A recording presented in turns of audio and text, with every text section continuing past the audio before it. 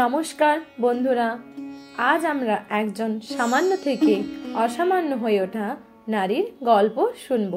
এটি মন গড়া কোনো কাহিনী নয়, সত্যিকারের ঘটনা। চলুন শুরু করা যাক। সরলতা ও পবিত্রতায় গড়া যে জীবন্ত প্রতিমাখানি প্রায় 2 শতক পূর্বে এই ধরাতলকে ধন্য করেছিল। শ্রীরামকৃষ্ণ সকল সাধনার ফল তারই চরণতলে অর্পণ করেছিলেন। গভীরতা ও উদারতায় ভরা বিশ্বপ্লাবিনী মাতৃ স্নেহধারার অধিকারিণী হলেন আমাদের সবার প্রিয়, সবার খুব কাছের ভুবন বিখ্যাত শ্রী শ্রীমা সারদা দেবী। ওনার জীবন কাহিনী সম্বন্ধে সংক্ষিপ্তসার এই কাহিনীটি ও এই পুস্তকখানি পাঠের পর আমার যা অনুভূতি আমি স্বামী নিরাময়ানন্দের রচিত শ্রী শ্রীমা সারদা পুস্তিকা থেকে পাঠ করছি। তাহার পবিত্রতা ও গভীরতা এত বিস্ময়কর ছিল যে অতি উচ্চ স্তরের মহাপুরুষগণ পর্যন্ত সাক্ষাৎ জগৎজননী আদ্যাশক্তি মহামায়া জ্ঞানে শ্রদ্ধা ভক্তি সহ দূর থেকে প্রণাম করতেন। কিছুদিন আগে ওনার জন্মতিথি পালন করেছে ওনার ভক্তরা। আগামীকাল অর্থাৎ 8ই পৌষ ওনার জন্মদিবস উপলক্ষে আমার এই ছোট্ট নিবেদন। এই দুয়ের মাঝে শত সহস্র নরনারীর মনে আজও প্রশ্ন জাগে, কে এই নারী যাহার চক্ষে এত শক্তি, বক্ষে এত শান্তি? ইনি দেবী না রক্তে মাংসে গড়া মানবী? এই প্রশ্নের উত্তরে পথভ্রষ্ট না হয়ে আমরা দেখব ওনার স্বচ্ছ জীবন প্রবাহ কিভাবে, কোথায়, কেমন নীরবে ওনার হৃদয় শতদল ফুটে উঠেছে এবং দূর দূরান্তর হতে আজও কত তৃষিত চিত্তকে উনি আকর্ষণ করছেন।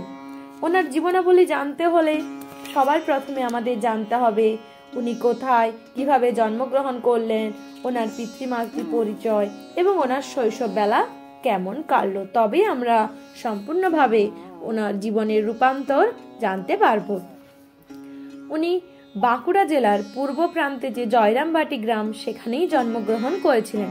গ্রামটি খুবই ছোট, তার 3 দিকে মাঠ এবং একদিকে ছিল একটি আঁকাবাঁকা খালের মতো ছোট্ট আমোদর নদ। গ্রামে বেশিরভাগই ছিল পরিশ্রমী চাষি, 2-4 ঘর ব্রাহ্মণ ও শিল্পী। রামচন্দ্র মুখুজ্জে ছিলেন মুখুজ্জে বংশের সব থেকে বড় ছেলে। উনি স্বধর্মনিষ্ঠ, ন্যায়পরায়ণ, ঈশ্বর ভক্তি, অমায়িক ও দয়ারাধার একজন দরিদ্র ব্রাহ্মণ। সবাই ওনাকে খুব শ্রদ্ধা ও ভালোবাসা দিতেন। ওনার সহধর্মিনী ছিলেন ওনারই পাশের গ্রাম শিহরের মেয়ে শ্যামাসুন্দরী। তিনি সর্বতোভাবে স্বামীর সেবা শুশ্রূষা করতেন এবং স্বামীর অনুগতা ছিলেন। ওনার আনন্দ সব থেকে হতো যখন উনি নিজ হস্তে গরিবদের পেট ভরে খাওয়াতে পারতেন। অল্প জমি জমা ছিল ওনাদের, তার মধ্যেই যোজন যাজন করিয়া ও পৈতার সুতা কাটিয়া এই দরিদ্র দম্পতির দিন কাটিতেছিল। একদিন হঠাৎ রামচন্দ্র স্বপ্নে দেখিলেন যে একটি খুব সুন্দর শালঙ্কারা বালিকা তার গলা জড়িয়ে ধরে কাছে এসে বসল। তখন তিনি ভাবলেন, এতক্ষণে বুঝি মা লক্ষ্মী মুখ তুলে চাইলেন এবং ভাগ্যান্বেষণে তিনি শহরের দিকে যাত্রা করেন।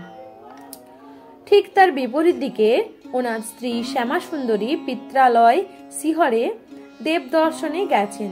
সেখানে একটি বিল্ল গাছের তলে উনি বসলেন এবং অনুভব করলেন একটা বায়ু যেন তাহার উদরে প্রবেশ করলো এবং সঙ্গে সঙ্গে দেখেন লাল কাপড় পরা খুব সুন্দরী একটি ছোট্ট মেয়ে গাছ থেকে ওনার কোলে ঝাঁপিয়ে পড়ল। ছোট্ট কোমল বাহু দুটি দিয়া পিঠের দিক হতে ওনার গলা জড়িয়া ধরিয়া বলিল, মা, আমি তোমার ঘরে এলাম। তখন শ্যামাসুন্দরী অচৈতন্য হইয়া পড়িয়া যান এবং সঙ্গিনীরা সকলে তাকে ধরাধরি করে বাড়িতে নিয়ে আসেন। এইভাবে 10টি মাস কাটিয়া গেল। হেমন্তের ধান কাটা শেষ করে চাষিরা মা লক্ষ্মীকে ঘরে তুলছে। কুটিরে কুটিরে আনন্দের হিল্লোল এমন সময় 1260 সালের 8ই পৌষ বৃহস্পতিবার সন্ধ্যায় সাঁঝের আলো জ্বালা হয়েছে চারধারে। কৃষ্ণ সপ্তমীর চাঁদ তখনও উঠেনি। পশ্চিম দিগন্তে সন্ধ্যা তারাটি তখনও মিটমিট করে জ্বলতেছে, যেন কাহাকে বরণ করিবার অপেক্ষায় সবাই আছে। শঙ্খধ্বনি সহ উলুধ্বনি উঠিয়া শীতের কুহেলি মাখা নিস্তব্ধ পল্লীটি মুখরিত করে তুলেছে।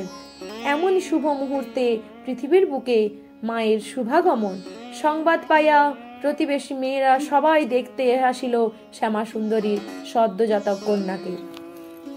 পূর্বের স্বপ্ন কথা মনে করে রামচন্দ্র ভাবিলেন, লক্ষ্মীবারের পূর্ণ সন্ধ্যায় কে এলো আমার কুটিরে? মেয়ের নাম রাখা হলো সারদা মণি। উনি দরিদ্র মা বাপের বড় মেয়ে। আদরে মার বাড়িবার সঙ্গে সঙ্গে মায়ের কাজকর্মে উনি অনেক সাহায্য করেন। কিছুদিন পর ওনার কয়েকটি ছোট ভাই বোন হলো।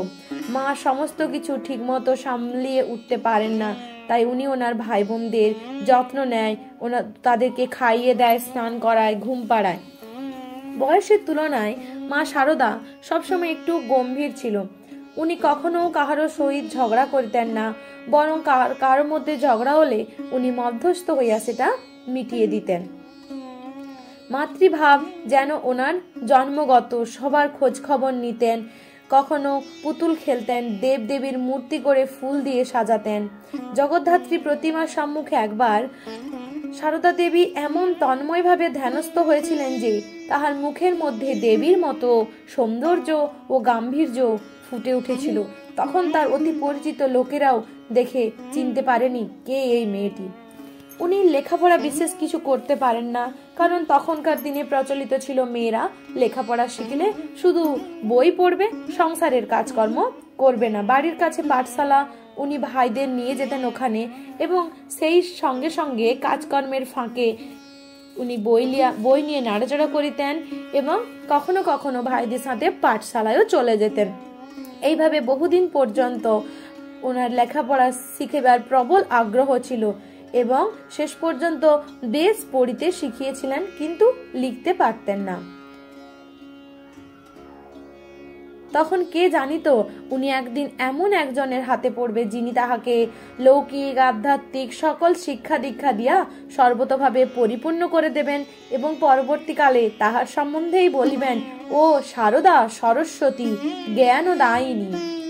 বন্ধুরা, আজকে ওনার জন্ম ও শৈশব সম্বন্ধে জানলাম। এর পরের খণ্ডে ওনার বিবাহ কেমন করে হলো সেই সম্বন্ধে আমরা জানবো। নমস্কার।